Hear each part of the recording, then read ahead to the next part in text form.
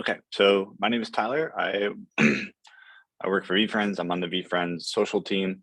Um, I have my main man Daniel here. He's going to be helping me out in the chat, answering you guys' questions as we go through the presentation. So typically, how this will work is I'll run through about a 30 to 40-minute presentation, just on everything NFT 101, all the basics. And then we'll open it up for Q&A, and we'll try to get to as many people as possible so we can try to deliver as much value to you guys as possible in this 1 hour session. Cool, so I'm gonna go ahead and share my screen.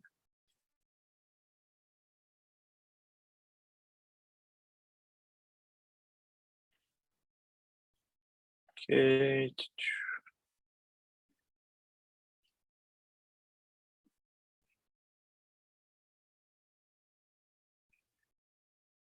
I'm gonna open up the chat so I can see everybody.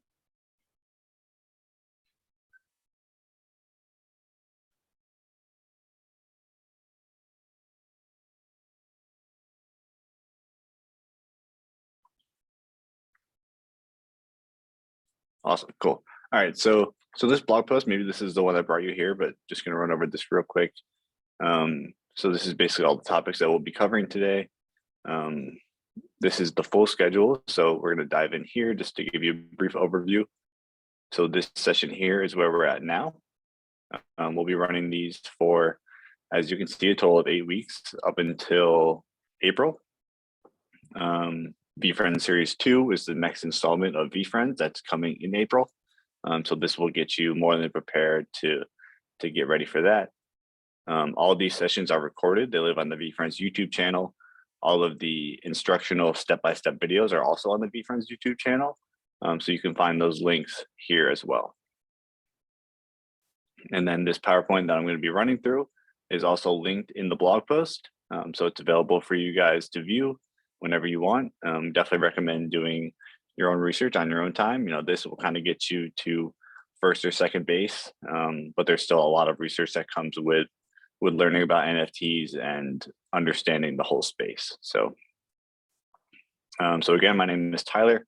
We're super excited for you guys to be here. I work on the VeeFriends social team. Up until May of last year, I was in the similar boat as a lot of you. I knew absolutely nothing about NFTs. You might know something about it. You might have heard Gary talk about it in one of his videos. VeeFriends was my first NFT project that I participated in. And then from there, I dove in, I fell in love with the space. I really see the true value and potential of Web3 and NFTs long-term.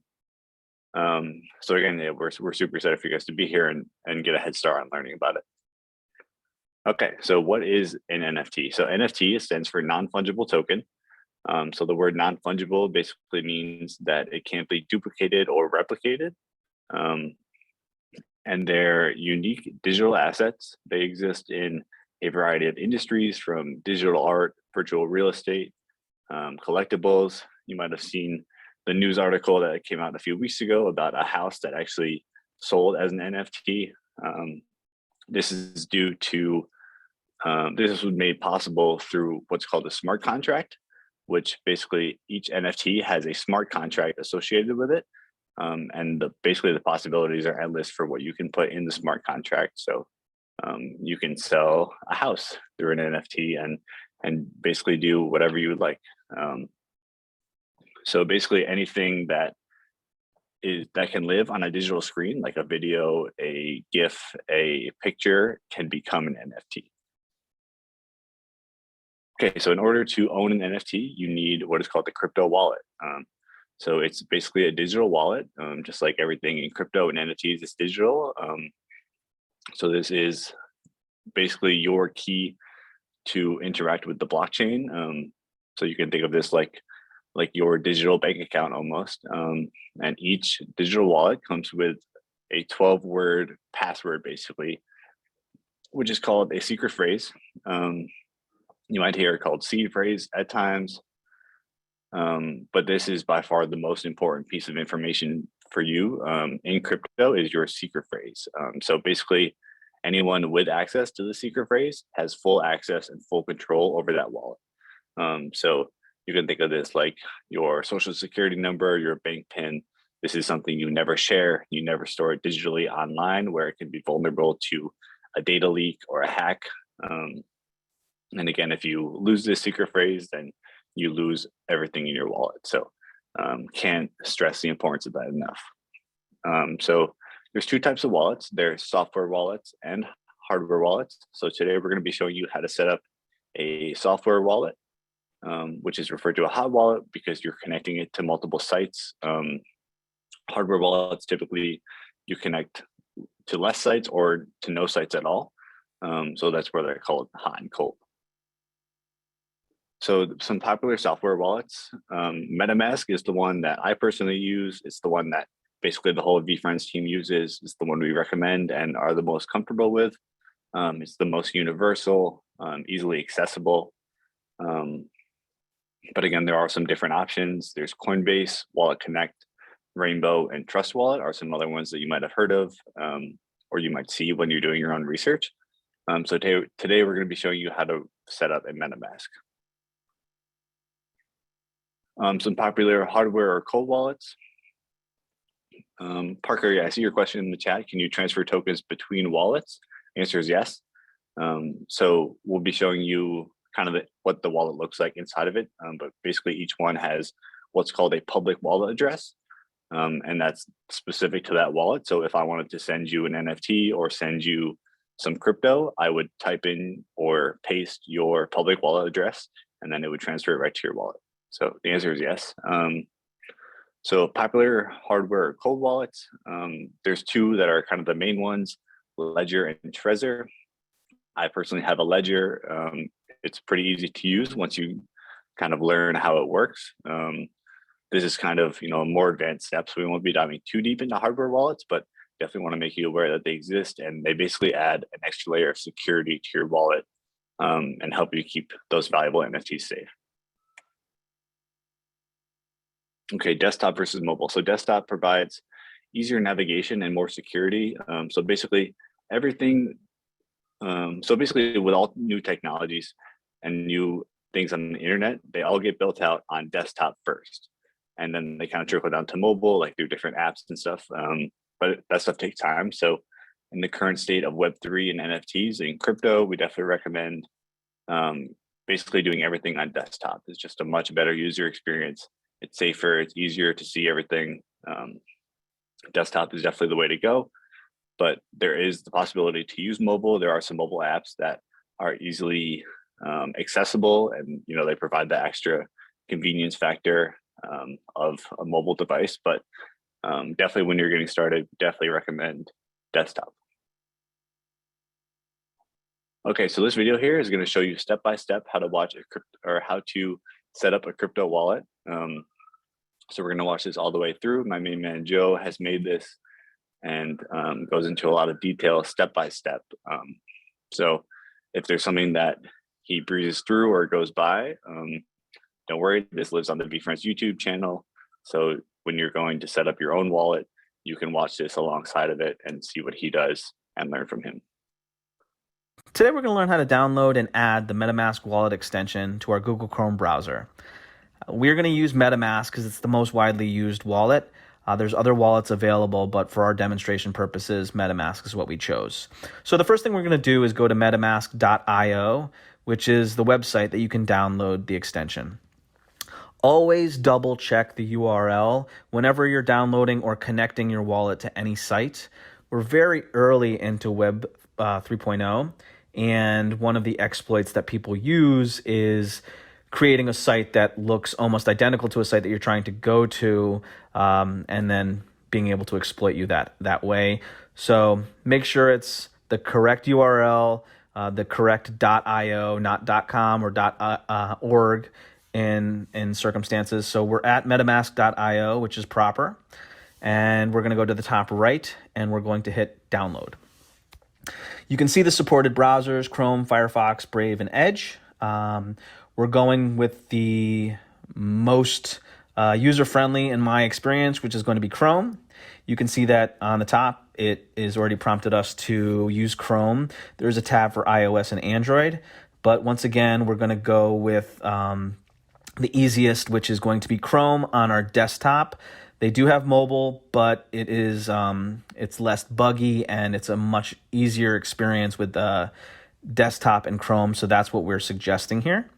So it's going to say install MetaMask for Chrome. And it's going to bring us to the Chrome Web Store. And we want to add to Chrome.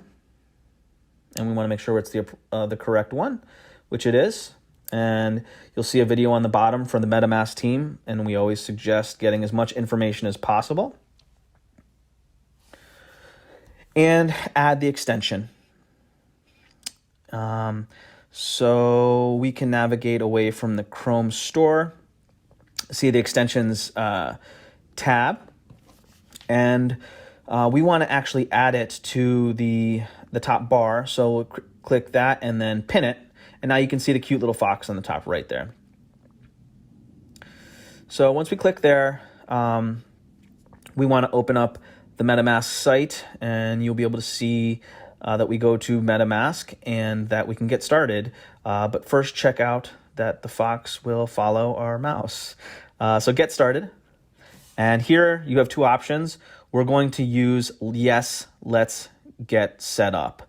That's for someone with no wallet or anything like that. The other option, no, I already have a secret recovery phrase, is if you've already set up a wallet, which for our purposes, you have not. So let's get set up. Help us improve MetaMask. I would read through this, do your own research. It's not going to be giving your information, exposing you in any way. So I clicked agree, but check it out and read it yourself. We'll create a password. And with this password, I want you to write it down on a piece of paper. I don't like to keep my passwords or recovery phrase on my computer. We'll get to that in the security section, but let's click that and move forward. So now that we have this password, we're going to go to secure your wallet here. So let's take a little bit of time to talk about what a secret recovery phrase is. It's a 12-word phrase that is your master key to your wallet and your funds. So I can't stress how important the secret recovery phrase is. Everyone wants it. Every scammer is going to be trying to get it. You might hear seed phrase. It was called seed phrase before secret recovery phrase, but it's basically the same terminology. So you're going to be writing this down on a piece of paper, not keeping it on your computer because it can get exploited. And I'd write it on a couple of pieces of paper and put it in a couple of different places. And then you would want to watch this video and read the information on this little tab. But I want to stress how important it is. It's your bank information. It's your social security number. It's if they have access to your wallet and your seed recovery phrase, they have access to everything in your wallet and all your NFTs, all your funds, and hopefully all your NFTs are going to be valuable and precious to you. So we want to make sure that you're as safe as possible. And let's hit next. So secret recovery phrase, once we click here, for our purposes, we'll show it because this is just kind of a test. But once we click this, it shows you the 12 words, the holy grail of your password. So make sure you write this down on a piece of paper a couple of times exactly in the order that it is. If you lose this, you lose everything. And if you give this up, you give up everything. So I'm hoping that I am stressing this enough for you. We want to write this stuff down. We're going to need that. But some tips on the right. Store this phrase in a password manager. Like I would not do that. Write this on a piece of paper. I would do that. Memorize this phrase. I have people that memorize it. Just be careful. If you memorize it, you might be quick to use it. So you always want your brain to always know if someone asks for that, you want everything to come to a screeching halt.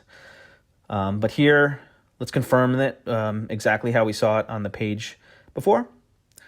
And I'll take this time to continually stress how important the secret recovery phrase is. So, yeah, always make sure that you're keeping it safe, please. We will talk about it in security, but like pretty much no one will ever ask you for your secret recovery phrase. A website will not ask you. So if any website does, even if it's Firefox, there's potentially an exploit there. Everything should come to a complete halt in your mind, and you want to reset and make sure everything is safe. Never give it up. So congratulations, you've downloaded and added the extension to Google Chrome. You've done it. You now have a wallet, and we're very, very proud. So read through all the information, and we want to click I'm done here, and then we'll go check out the wallet a little bit. So it's just saying what's new. They're talking a little bit about where transactions are easier to read. But in your wallet, you're basically going to be looking at your options here: buy, send, swap. Those are all going to be like kind of third-party, things. But the most important, I would say, is under account one is going to be your public wallet address, which you're going to be giving that to people that you want to send money to, or if they want to send you something. It's not a secret or anything like that. You can. Yeah, so just want to reiterate this as Joe's going over it. So there's a few pieces of information of your wallet. So the secret phrase is the one that he touched upon and really emphasized the importance and the security factor of that. There's your public wallet address, which is right under account one. So you can actually hover your mouse over that, if you were inside your wallet, and copy it, because it's a long list of numbers and letters, and you want to have it exactly right. So you would just copy it. And he's about to explain that, but just wanted to emphasize that your public wallet address isn't a security risk to your wallet. You can give that out to anybody. And it's basically kind of just the name of your wallet, how they identify it. And if they wanted to search it and see your transaction history, then that is what they would use as well. So again, and when you set up your MetaMask Chrome extension, you set up a password, but that's just a password for the extension to kind of get you into that. It's not like your wallet password. You can give that out pretty regularly, and it's not a problem. But let's go to buy. You can deposit ETH through here. Like I said, these are third-party apps, so we'll go over that a little bit. But send, you would put in, if you wanted to send money to somebody like me, you could put my wallet address in there. And then if you want to swap ETH for a different token, you can as well there. So those are basically the pretty standard options for your wallet. On the bottom there, it says assets and activity. So assets, when you get something, you'll see it. And then activity, it'll show you that as well. We'll go over that more a little bit later. And then you can. Okay, cool. So I'm glad that we stopped it here. So this is you click this little circle here and it'll pull up my accounts. So it's possible to have multiple wallets under basically that live in the same Chrome extension. So if I wanted to make another wallet, that I would do create account. But it's just important to know that if you do that option, then both wallets will have the same secret phrase.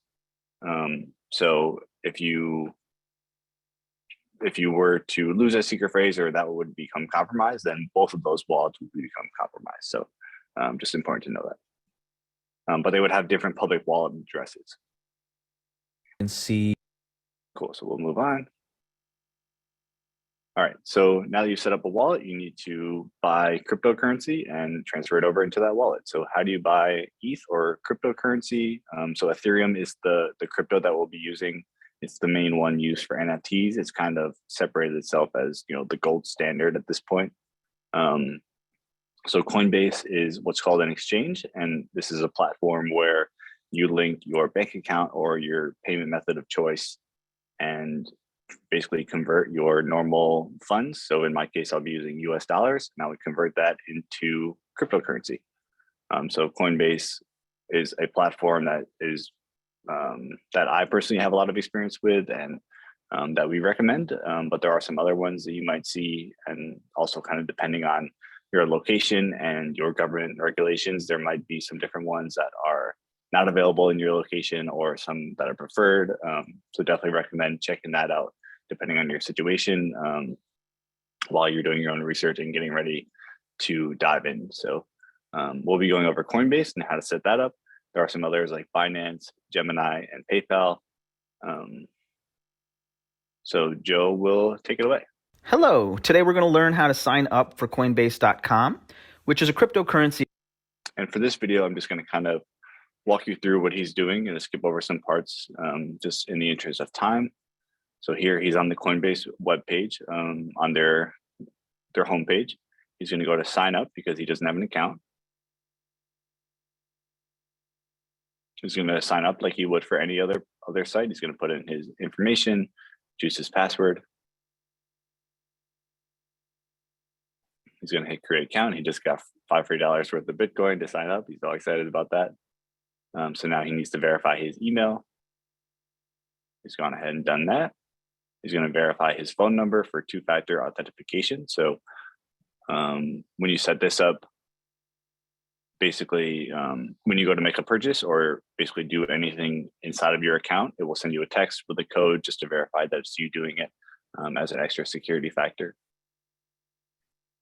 So he's gone ahead and done that. He's going to select his citizenship. And then there's just some other authentication and verification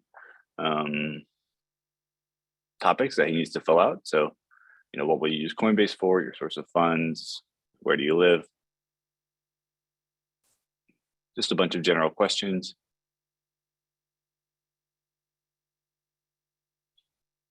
Okay, so he's gone ahead and done that. Now he needs to verify his identity, which he will do through his photo ID. And again, these videos are all on the VeeFriends YouTube channel. So while you're setting it up and if it feels like we're going too fast, you can definitely watch these alongside.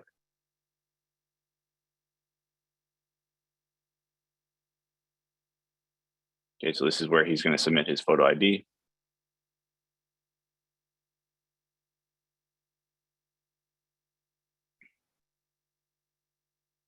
Okay, so now that he's ready to make a purchase, he's going to go to buy/sell.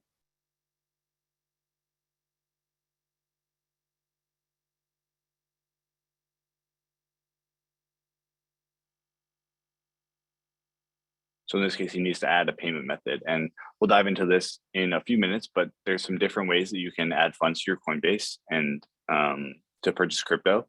And the different methods have different timelines associated with them, with how long they take and how long you'll have to wait after purchasing that crypto to be able to transfer it off of that exchange platform into your wallet. So, a normal bank account transfer, depending on the speed of your bank, it can take up to a week after purchasing it to be able to move it off the platform and be able to spend it. So just to be, did not mean to do that. All right, so we're back here. And this chart is definitely another one. We have it in its own slide in this presentation, but this is a chart that I recommend coming back to, which basically lays out all those different timelines and different payment options for you when you're buying your crypto. So wire transfer, if you're making large investments, you're trying to buy a lot of crypto at once, wire transfer is a good option. It's one of the faster options as well.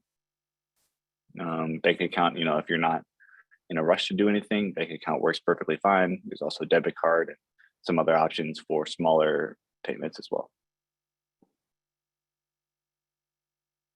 Cool. So now you have a wallet set up, you have a Coinbase account set up on an exchange. So now it's time to actually buy crypto and then transfer it into your wallet. Okay, so here he is. This is inside of Joe's account. You can see he hasn't bought anything yet. He has this $5 of Bitcoin, which has appreciated a bit. So now he's ready to buy Ethereum, which is the cryptocurrency we'll be using. So he went up to buy/sell. This will trigger this screen to pop up. So it auto defaults to buy Bitcoin. So you always want to double check and triple check that you're buying the correct cryptocurrency. So he's going to click into Bitcoin, which will pull up this option. So Ethereum is the one that we'll be buying. You can recognize the symbol of it with the blue diamond. That's kind of, the generic Ethereum logo. Try not to get tricked up by Ethereum Classic or Bitcoin Cash, these different options. Ethereum, just straight up Ethereum, is the one that we'll be buying. So he's got to set up with his Wells Fargo account. He's going to input the amount that he wants to buy. He's going to put in $250 worth of US dollars into Ethereum. So you can see it'll show you the price of one Ethereum at the time. So if you were to buy one Ethereum, it would be $3,246. I think right now it's closer to $2,600. So, it's volatile and the price can fluctuate for sure. There's a Coinbase fee associated with it. You can see the amount of Ethereum that his $250 will get him. So it's 0.076 Ethereum. He submitted his order.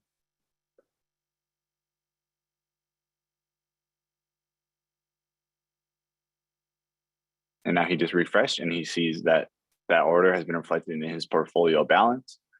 So this will be your total portfolio balance. If you have different coins or different currencies in there, it'll add them all up for you. You can see under your assets, he has $245 worth of Ethereum, which is the current value of it.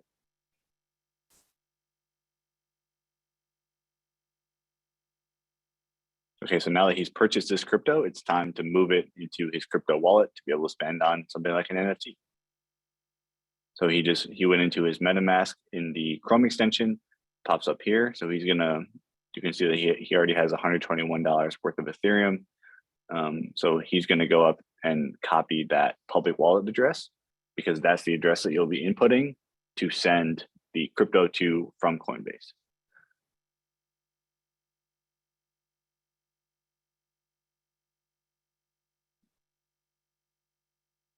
So he's going to go ahead and copy it to clipboard, because again, you want to copy it because it's not something that you'll want to leave up to human error to try to write down by yourself, because all transactions on the blockchain and in crypto are final. There's no reverse button, there's no do-overs. So if you mess up a letter and you send it to the wrong address, then basically that is final, unless the person is extremely, extremely nice and they send it back to you. Which you'd be surprised does happen, but not as much as some people would like it to. All right, so he went up to send and receive now. So he's going to send all of his Ethereum, and this address here is where he's going to input that mobile wallet or that public wallet address. So he's going to go ahead and paste it after he just got it from his clipboard. He's going to continue. He's going to show, so there's a network fee associated with this. This is called the gas fee. We'll dive deeper into this a little bit later in the presentation. But you can think of gas fees like almost like a transaction fee, but the price can fluctuate depending on a few different conditions.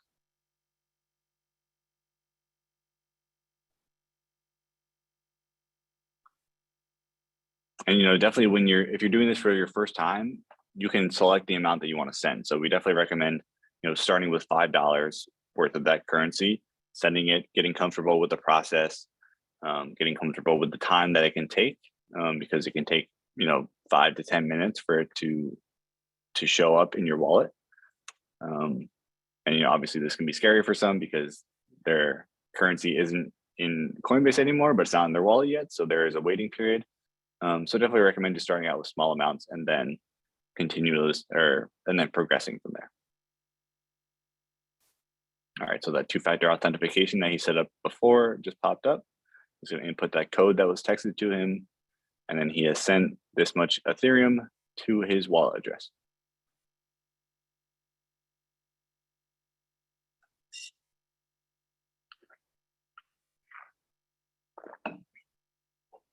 Samuel, yeah, we will show you how to buy an NFT. We're just kind of building up to get ready for that process. Okay, so now he's back in his wallet in MetaMask. He goes to his activity. You can see that he just received this much Ethereum, which was the same amount that he sent. It's reflected in his total balance. Before he had like $100 in here, so that's been reflected.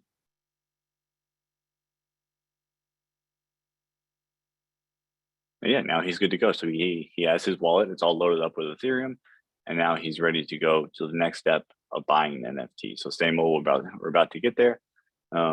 This chart again, we just want to reiterate the importance of this because there are different timelines associated with buying crypto and being able to transfer it to your wallet to buy an NFT. So, if you wanted to buy crypto one day before you're about to buy an NFT, sometimes there can be a lag period. So just take that into account. Okay, so this video is going to show you how to buy an NFT. So this platform here, this website, OpenSea.io, you always want to verify that URL because there are some fake sites out there. They try to trick you. So OpenSea.io, this is the only verified website. And what OpenSea is, it's basically the eBay for NFTs. So it's like the secondary marketplace where you buy it. So typically kind of the flow looks like this, where if a new project launches, they'll launch their primary launch, which is also called the mint. You'll hear that term used a lot. They launch on their website. So when VeeFriends launched in May, it launched on VeeFriends.com, and that's where you initially purchase the NFT. And then if you wanted to resell it, you would come to OpenSea, and then that's where you can list it. You can put it for auction. You can buy other NFTs, things like that. It's like an open marketplace. Okay, so this here is the homepage. So in order to buy an NFT or interact with your wallet through OpenSea, you need to connect your wallet through this little icon over here. So here I'm just explaining the importance of verifying the URL. Definitely want to emphasize that. So you can scroll around the homepage. This top collections is just a good way to see what other collections are out there. How are they performing? How much do they cost? What are other projects doing? And then you can start to kind of filter like, oh, I like the way that one looks, or I like what they're doing with this project. And then you can start to kind of decide for yourself, what kind of NFT you would be interested in buying yourself.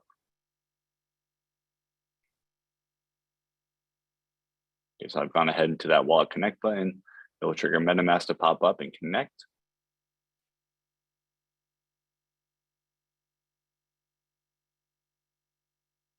And then if I go into MetaMask, it shows that I'm connected. So if you're on like a normal site, like we'll say Twitter, something that doesn't have a wallet connection, you'll see it won't be connected. But so this is a good way to verify that you're connected to a website.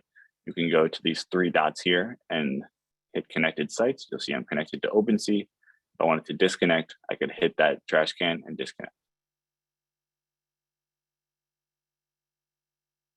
Okay, so here's where you can search up any NFT collection. So most of the bigger collections, they have this blue verified check mark, similar as they would on Twitter or Instagram, to make sure that this is the real collection. There are some fake collections that pop up. So if you're looking to buy, what's looked at as a main collection, definitely look for that blue check mark. But in order to receive that blue check mark, a project needs to do a certain number of secondary sales, basically. So if it's a slower moving project or one that doesn't have as much of a following, it probably won't have the blue check mark. So you'll want to get that official link from the official source of that project. So this is what it would look like for VeeFriends, which is Gary's NFT project. So this project here, Blockchain Adventures of Bella the Blue Bot, this is a smaller project with less sales, so it doesn't have that blue verified check mark. But this is one that I've gone ahead of time and done the homework, and I know that this is the actual collection. This is the one I want to buy. So I'm going to click into it. It's going to bring me to its page. And there's some different pieces of information here that we can see. So the total number of items, the total number of individual NFTs in that collection, the total number of owners, so the amount of people that actually own it, the floor price. This is a very common term that you'll hear in NFTs. It's basically the lowest point of entry into a collection. So it's the lowest listed buy now NFT of that collection. So for comparison, so this project, their floor price at this time was 0.037 Ethereum. It was like $100, $150. For comparison, VeeFriends floor price is about 13 Ethereum. So you're pushing about $30,000. So, prices can vary for sure. But when people say the floor, this is what they're talking about.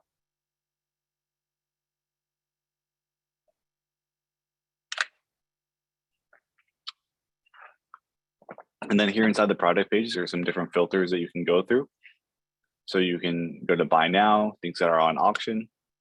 You can also filter by price low to high, similar as you would on Amazon or something like that. You can go high to low, recently sold, highest last sale, a bunch of different ways to filter it. You can also filter by the different traits inside of the NFT in the artwork. So you can see that maybe these have different glasses. If I want to only look at the ones with blue glasses, there's that filter here over on the left side that you can filter by.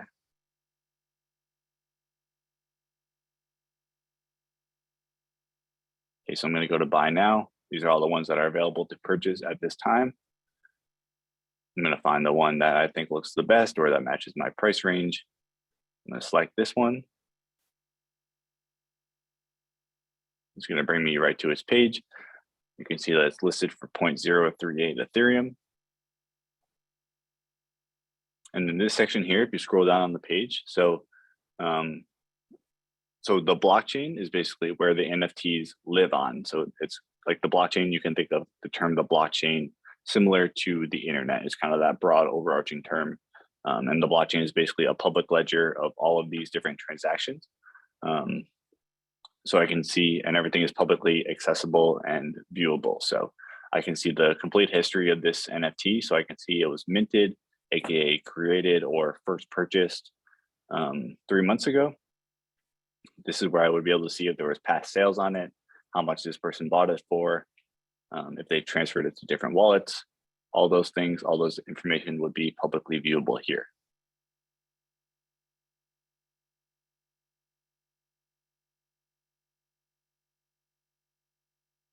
Yeah, G, so you asked what the pink E symbol is. I'm actually about to show that right here. Okay, so this pink E symbol, so it's typically like a blue or like a silver, but it's pink here because it's WETH, so, or aka wrapped Ethereum, which is basically, it's Ethereum, it's the same value as Ethereum, but it's just in a different form. So on OpenSea, to make an offer or bid on something that's on auction, you would do it with wrapped Ethereum. So there's just an extra step you need to take to convert that Ethereum into wrapped Ethereum. Okay, so in this case, we're just going to go buy now. We're going to hit buy now. It's going to show me the price. It's going to trigger MetaMask to pop up. So it's going to show me the total price of it plus the gas fee. So that gas fee, what gas is, it's basically a network transaction fee. And it functions almost like an Uber surge charge, where depending on the amount of network activity at the time, the price of gas fluctuates like that. So it's basically, you're paying for your transaction to be fulfilled. So if there's a lot of people on the network at the time trying to have their transactions fulfilled, then the price of gas will be higher. If there's less activity, then the price of gas will be lower.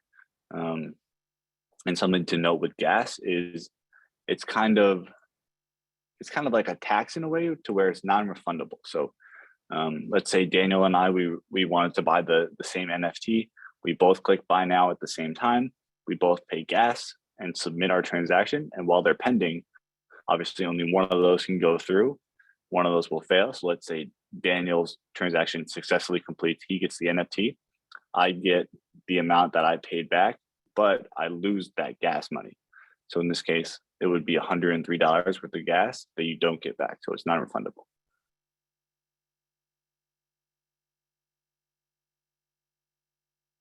Okay, so I'm going to verify the price. I'm going to hit confirm, and then it's pending. So it can take up to a few minutes, up to 10 minutes or longer, depending on the amount of gas, which will correlate to the speed of the transaction.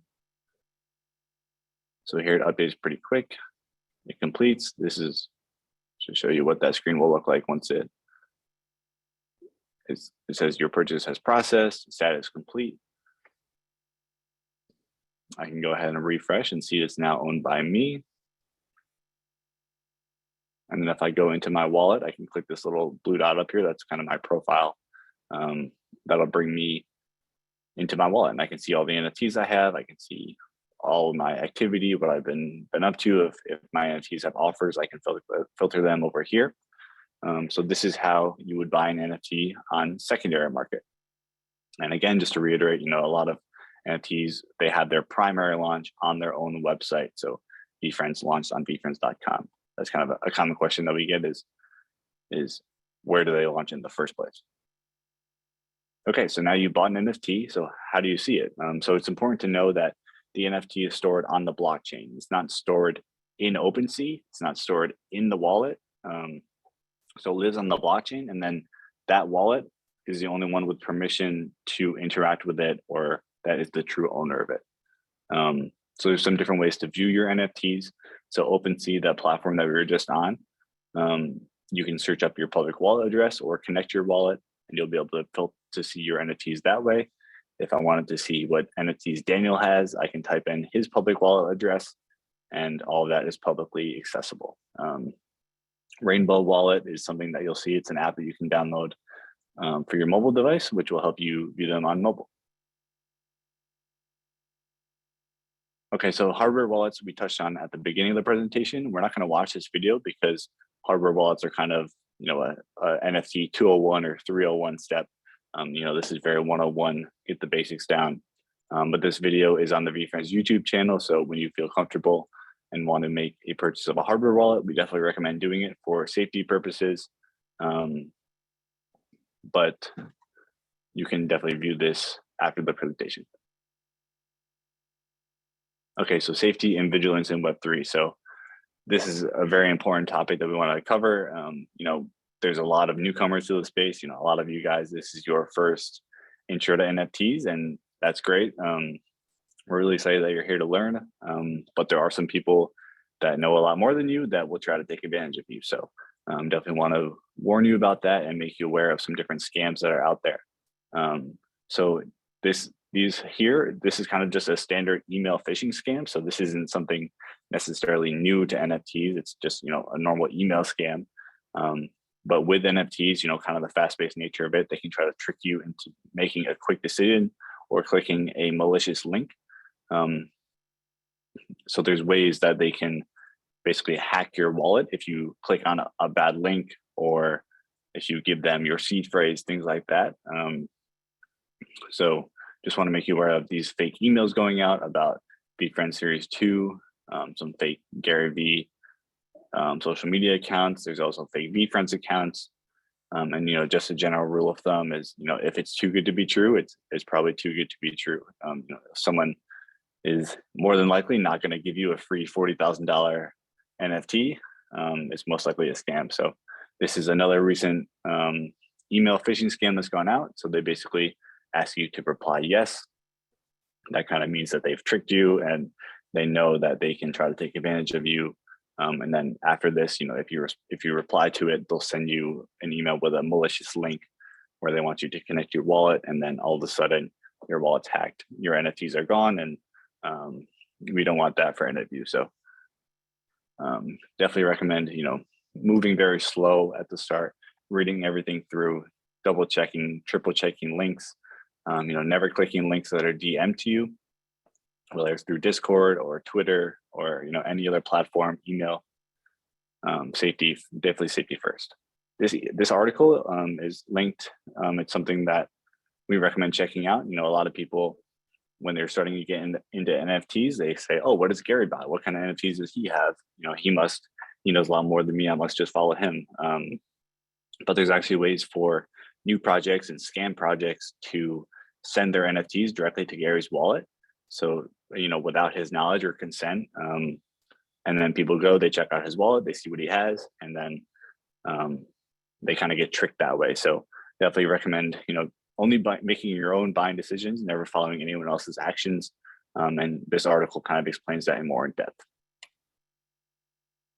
Okay, so this kind of got you to, we'll say second base, but there's still a lot of research to be done. So, Gary has this saying that he likes. It's called Google is your mother. So, if there's something that you need to know, it's probably on Google. when people ask Gary, how did you get into NFTs? How did you learn? He says he went to google.com, typed in what is an NFT, hit enter, and started from there. So these are some other key terms that you can reference while you're doing your own research. We won't dive into them right now. And these are some nice articles that we linked that we definitely recommend you checking out.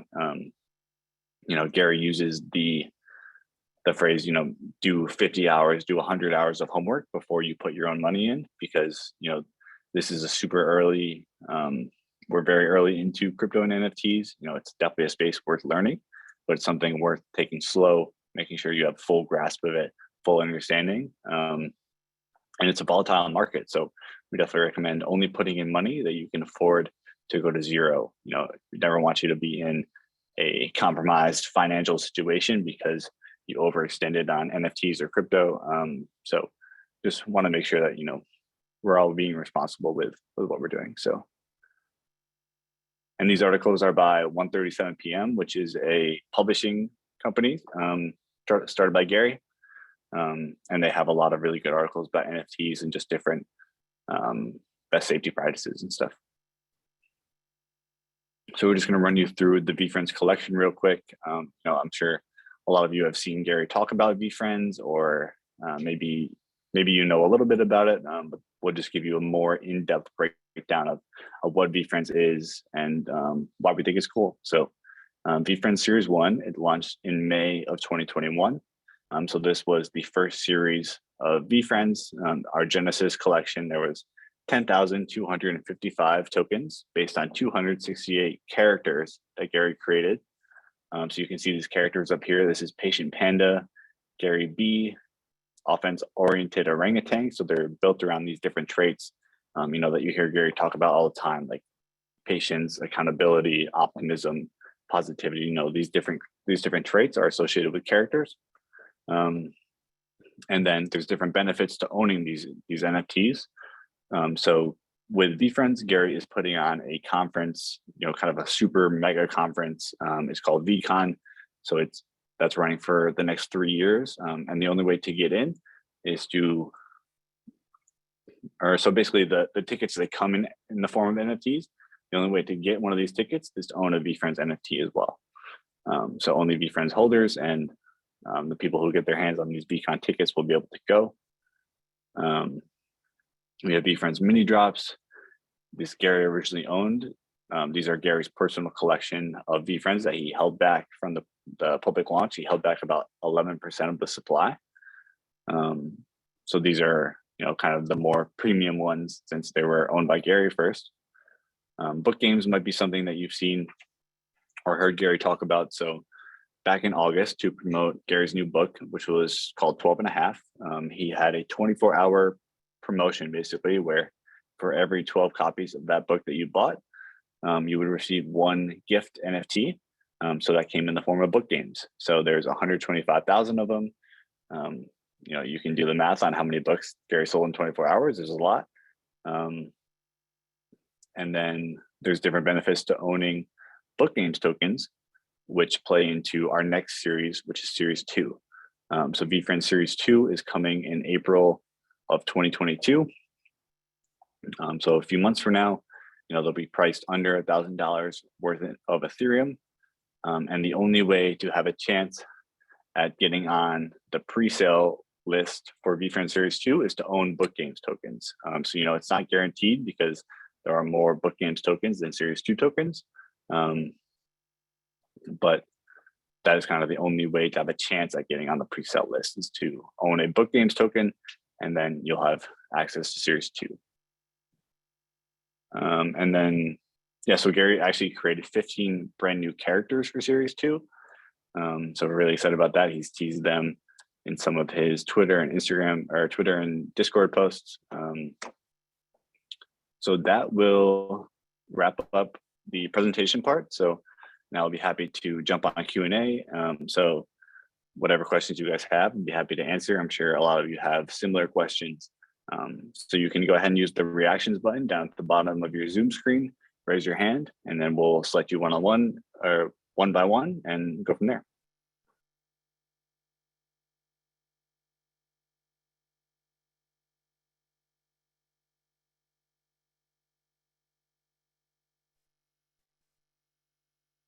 Yeah, Julian, what's up, man? Yeah, hello. I have a question. Okay. Can you hear me? Yeah. Okay, thanks. So if I have Ethereum, like one Ethereum, Mhm. and I want to get that in cash, or in my bank account, how do I Yeah. do that? Yeah, so you would kind of do the reverse process of what we showed you. So you have it in your wallet, I'm assuming. Yeah. So you have it in your crypto wallet. You would send it into so in Coinbase, there's like that send and receive button. So you would go to receive here. It'll give you a wallet address to send that crypto to. So you're basically transferring it back into Coinbase. Then you can convert it to your local currency there and cash out. Okay, thank you very much. All right, thank you. All right, Shreyans. Hey, the presentation was really good. I Thank you. have a question. I have a question about the VeeFriends, the VeeFriends 2.0. So in order to to get on the pre-buying list of VeeFriends 2.0, do we need to own like books, like the ones that you spoke about a while ago? And like Yeah. if we own it, then only we have a chance to like buy the VeeFriends 2.0. So after buying the book tokens, how will we how can we buy VeeFriends 2.0? How will you make the list for the people? Yeah, so it'll basically I'm trying to think if that info has been announced yet. I'm not sure if it has, so I would say definitely more info coming very, very soon on how those specifics will work out. But for now, basically what we know is owning Book Games tokens gets you a chance at getting on the friends list, which is the pre-sale list, gives you a 12.5-day advantage over the public on buying VeeFriends Series 2. And yeah, we will have much more info coming soon on that. So, but like, do we need to like interact on the Discord servers? Nope. You can just keep an eye on our Discord and on our social channels. We'll be having blog posts explaining the whole process. So yeah, just recommend keeping up to date, and we will be making announcements soon. All right. Thank you so much. The All webinar right, was thank really you. good. All right, Omar, go ahead. Hello. Hello. Hi, can you hear me? I can hear you perfectly. So yeah, I've got a question about burner wallets. Sorry, what was it? But burner wallets, Burner wallets. Okay. having a second wallet for buying and selling and that. So if I opened a wallet on MetaMask and then I add another wallet, would that be considered as a burner wallet or not? I guess it depends on how you want to use it. Some people they create multiple wallets. They use one kind of as a vault where they don't connect it to anything, and they buy an NFT with their hot wallet. It's kind of the common term that they use to connect to a bunch of different sites, and then they can transfer those NFTs into that second wallet where they just hold them. There's no risk of it getting hacked unless that seed phrase gets exposed somehow. So that would be one way of doing it for sure. But what I mean is, let's say I had the where you can add another wallet on MetaMask, yeah, on the same secret phrase. If I just used one of them as a hot wallet, if that got compromised, would the other wallet be compromised too, or? It depends on how it got compromised. So Yeah. if your seed phrase was compromised, then yes, the other one would be compromised as well. But if with your initial wallet, let's say you go to a fake site, they trick you, you sign the transaction, then that one wallet would be compromised, but your other one would not be. Would not be. Oh, okay, thank you very much. All right, thank you.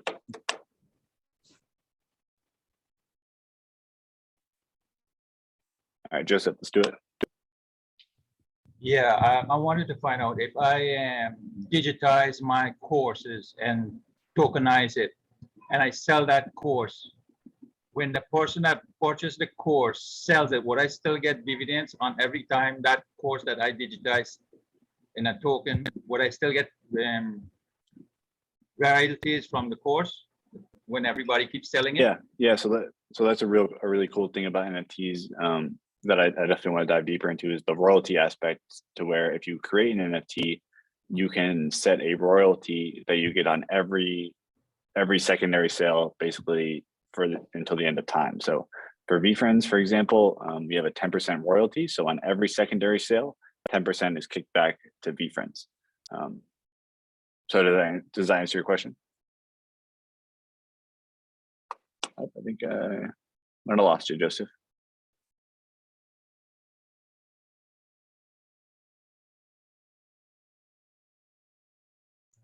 Yes, that's answered my question. Thank you. Okay, great. Thank you.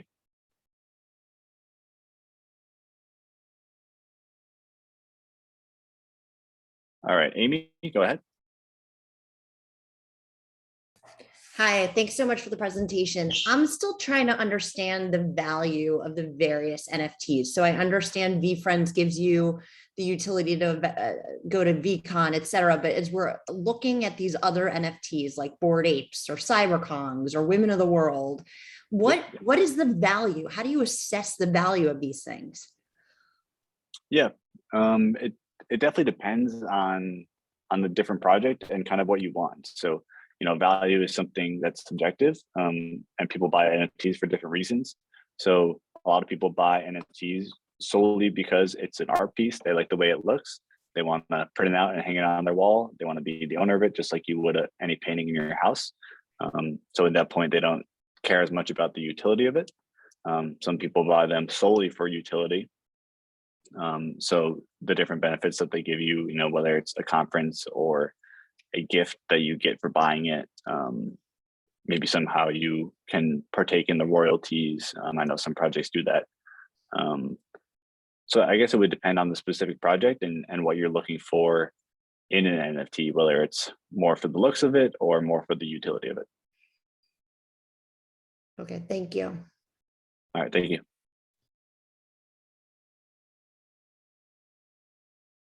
All right, Paolo, go ahead. Oh, hi. Yeah, thanks for the presentation. I have a question about the MetaMask wallet. Yeah. When I click on the three little dots there, it tells me which sites my MetaMask wallet is connected to. Yes. Is it necessary for me to disconnect from those sites? Because when I see my wallet here, it's connected with, you know, Adidas technology, OpenSea, the ENS domains website, Rarible.com. Yeah. I just wanted to know if I should be paying attention to that and disconnecting from those sites every time, or I don't think you need to, because there's kind of different levels of access that you can give certain sites to your wallet. You know, for example, OpenSea, if you're actually listing one of your NFTs, then you have to sign a different transaction to interact with the OpenSea contract to allow them access to move your NFTs, which is different than just connecting to OpenSea. I like to go through and just disconnect, you know, just as a little bit of extra peace of mind, but I don't think it's completely necessary. it's not unsafe? No. It's okay. All right. Cool. Thank you so much. All right. Thank you, Paolo. All right, Samuel, go ahead with your two beautiful dogs that you got there. I love your picture. Thank you. Hi, I was just wondering, what NFTs would you recommend investing in? It's a tough question. There's definitely, you know, I would say it depends on your needs and what you're looking for, how much you're looking to spend, everything like that. Let's see, Rosie, that's such a nice note. Rosie, if you hit the reaction button on your Zoom, and you can raise your hand, and then you can ask that question. Yeah, right at the bottom of your Zoom. Sorry about the Samuel. So yeah, it depends on what you're looking for, really. Like, you know, a lot of people invested in VeeFriends because they were a fan of Gary. They believe in his ability to be a strong operator of a business and to grow the VeeFriends brand into a successful project. But you know, we obviously understand that VeeFriends cost a lot of money. You know, VeeFriends Series 2 will be under $1,000, so it's definitely a better entry point. But yeah, I think definitely a good spot to go to just to learn about other collections is the OpenSea homepage, and it just shows you the rankings, the trending collections. And then you can kind of figure out from there what you like and what you don't like. Okay, thank you. All right, Another thank you. question. How would Yeah, go ahead. you know if a price of an NFT will rise? Sorry, could you repeat that? How do you know if a price of an NFT will rise, or is it just sort of luck? It depends. You know, you're kind of betting on the founders to make it a valuable investment, if that's what you're buying it as. But you know, if there was a way to know for sure if something was going to go up, I'd love to know it, because you know, the space is volatile. They're definitely risky investments, so we want to exercise caution whenever putting your money in. But I would recommend, you know, buying in more of a long-term focus as the NFT space continues to grow and more people enter the space. You know, having a quality project that you own could turn out to be a very good investment, or just a good decision overall. Okay, thank you very much. All right, thank you. All right, Rosie, I'm going to go ahead and ask you to mute, then you can ask your question.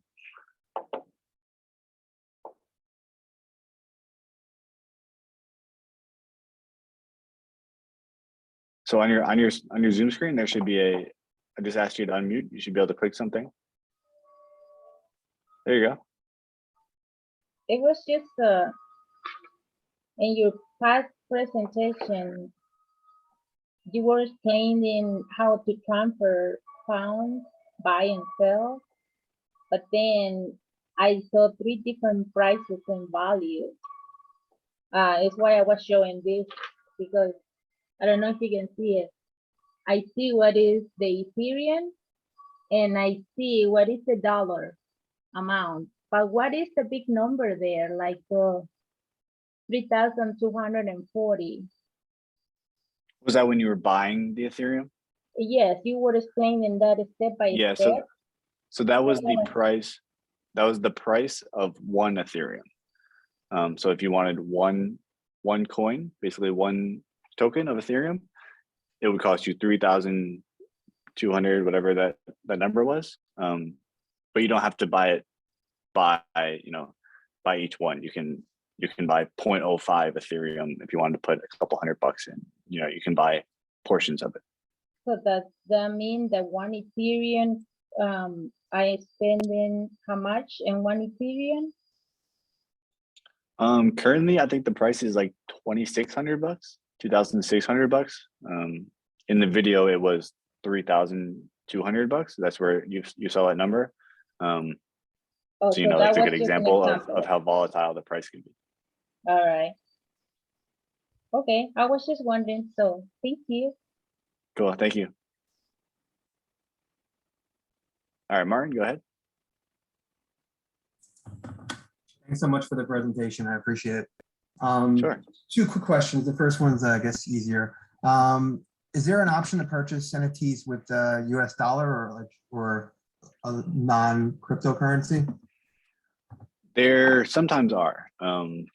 It depends on the project and how they launch. I'm pretty sure that, you know, I think Budweiser did an NFT project and you were able to buy through a credit card. So there are more platforms being built out where that will become easier.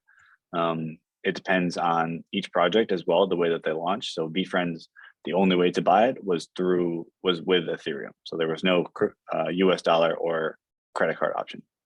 Got it. Like on an OpenSea and through the from the wallets, all of it's through cryptocurrency. That's all crypto. Yeah. My other question is, if I created like an NFT for somebody as like a favor or just a friend or family member or something like that, or if I want to transfer it to them, does it need to go through one of the wallets, or is there another way of transferring an NFT to somebody else ownership wise?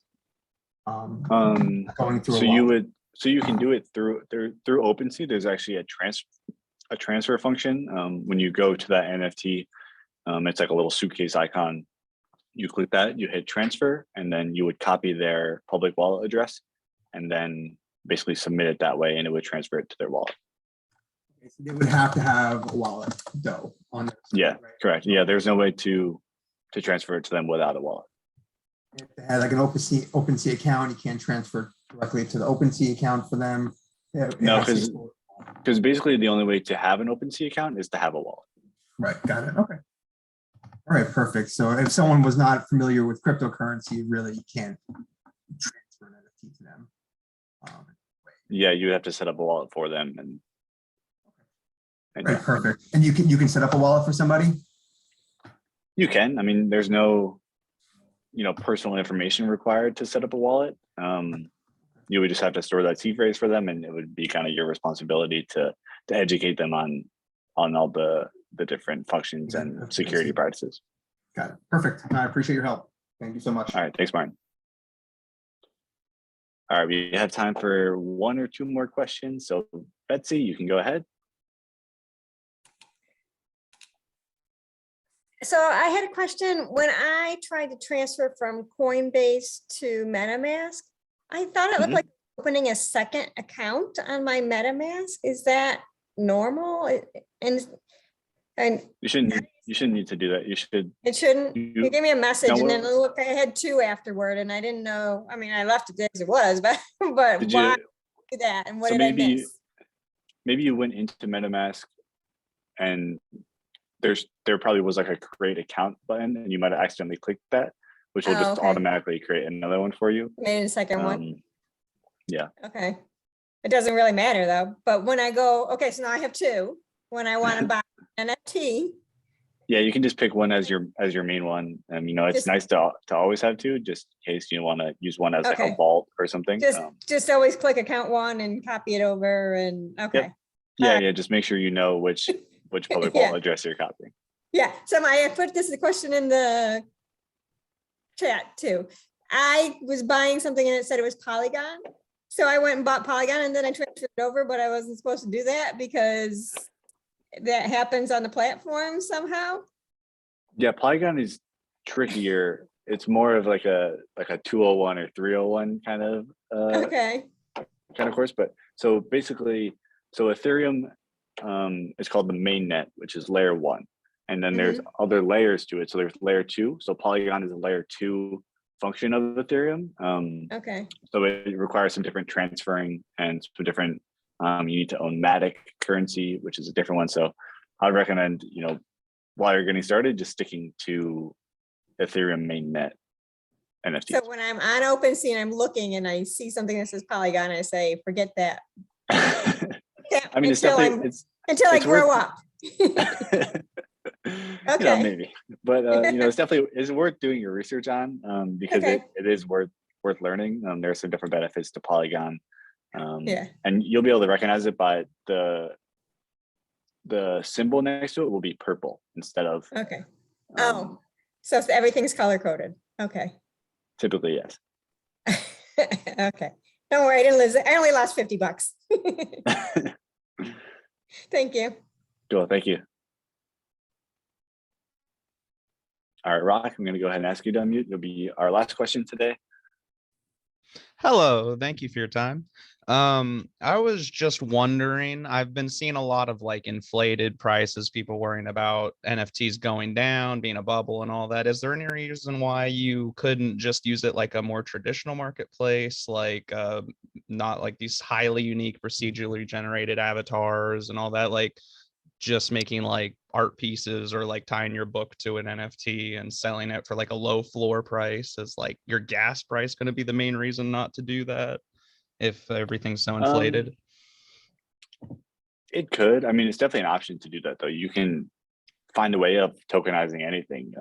It could be a subscription service. It could be a membership pass. It could be access to a product. There's different ways that you can go about it. But yeah, you hear Gary kind of standing on the table and shouting from the rooftops, 98% of these projects are going to fail. There's a lot of saturation. He's just trying to exercise caution and warn people not to overinvest. But there are some good investments as well. Does that kind of answer your question? Yeah, I guess I'm just thinking less of the investment space and more just like how artists will set up like an Instagram page and try to sell their pieces, just kind of using it as like a smaller platform. Absolutely, yeah. A lot of, and like you can launch your own NFTs on OpenSea. It's actually a pretty easy process. Aside from just paying the gas fees to mint them. But yeah, this is definitely, and this is a really good use case for NFTs. Is you're a solo artist, you are looking to promote your work or to start bringing some revenue. You can launch your NFTs. The people that buy it, if they then resell it, then you get a royalty on that, where in most cases you wouldn't with traditional art. So yeah, that's a really good kind of simplified use case for NFTs. All right, thank you. All right, thanks, Rock. Appreciate it. All right, we'll try to get through.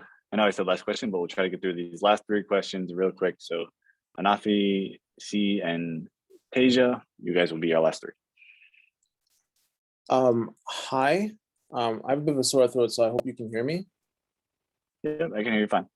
Okay, great.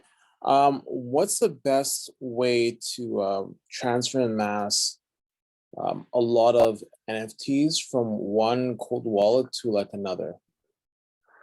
I wish there was an easy way. Unfortunately, I think you have to do it one by one. I don't think there's a way to send all. Which obviously, you end up paying a lot of gas money to transfer those NFTs. It's a tedious process, but I personally don't know of any platforms that allow you to do it. You could list them all as a bundle and sell it to yourself for $0 as possible. But I don't think there's a super simplified way of doing it. Okay, so what you mentioned earlier with the transferring, and that was just via hot wallet, or? You would do it either way. You could do it with a cold wallet too. You could transfer it through OpenSea. Okay, so as long as it's listed on your wallet through OpenSea, you could send it from, you could send quite a number of them from one wallet to another. Yeah, and if you own an NFT, it will show in your OpenSea account. You don't need to list it or register it or anything on OpenSea. It will OpenSea basically auto reflects everything in that wallet. Okay, thanks very much, man. Cool, thank you.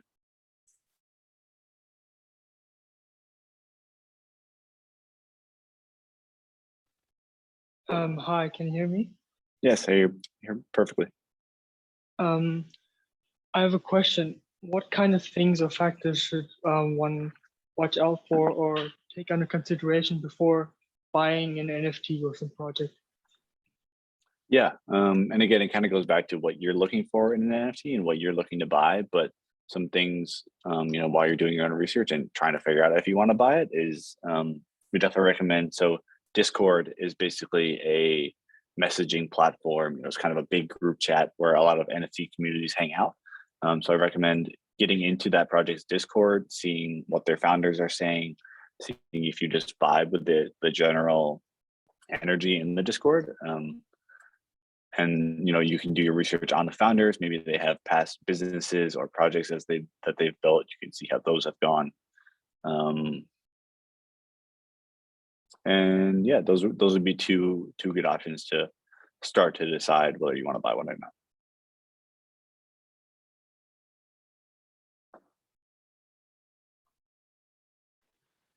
not.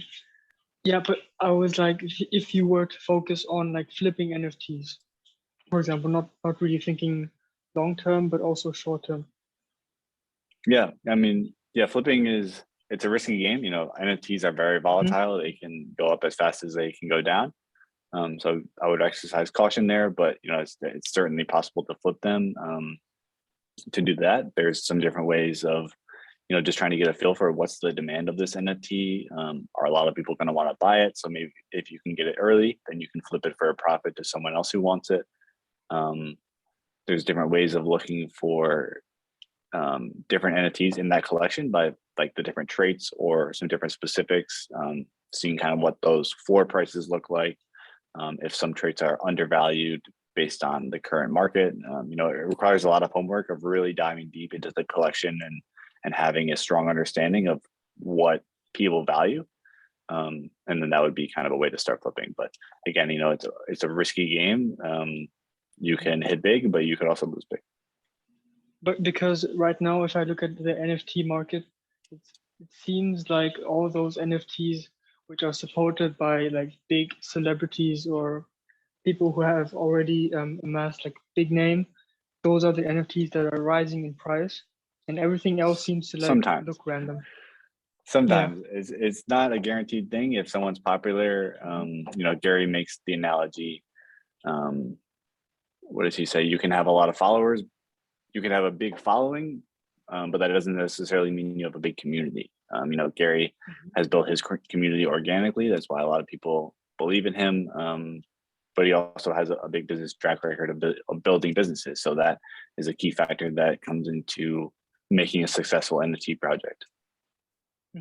But there are some celebrities who have launched NFT projects that have kind of tanked and haven't gone well. So it's not a guaranteed thing. If they're a big celebrity or big name, that it'll be successful. Okay, thank you. Thank you very much. All right, thank you.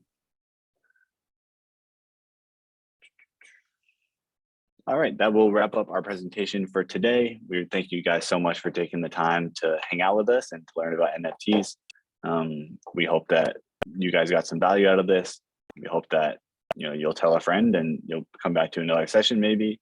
Again, all the material that we covered today is on the VeeFriends YouTube channel. Daniel's going to throw that link in the chat one more time for you guys.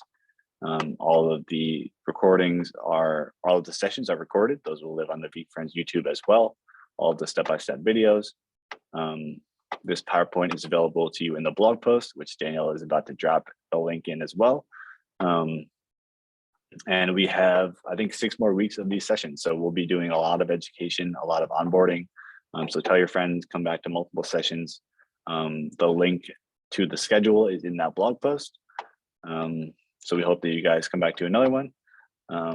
If you guys want to get in the VeeFriends community in the Discord, Daniel's going to send that link in the chat. This is where our community hangs out. There's almost 300,000 people in there. It can get kind of hectic, but it's a lot of fun. Gary pops in there all the time. He was in there this morning.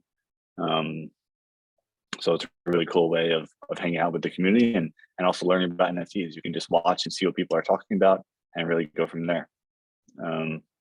We'd love if you shot us a tweet on Twitter we're at VeeFriends on all socials. We'd love to hear your feedback on the education session, whether you liked it or didn't. We value all of that feedback. So we look forward to hearing from you guys on social and seeing you in another session, hopefully. So this was our last session of the week. They'll be starting up next week. So be sure to check out the schedule for that. So thank you guys, and we will see you in another session. Hope you have a great weekend.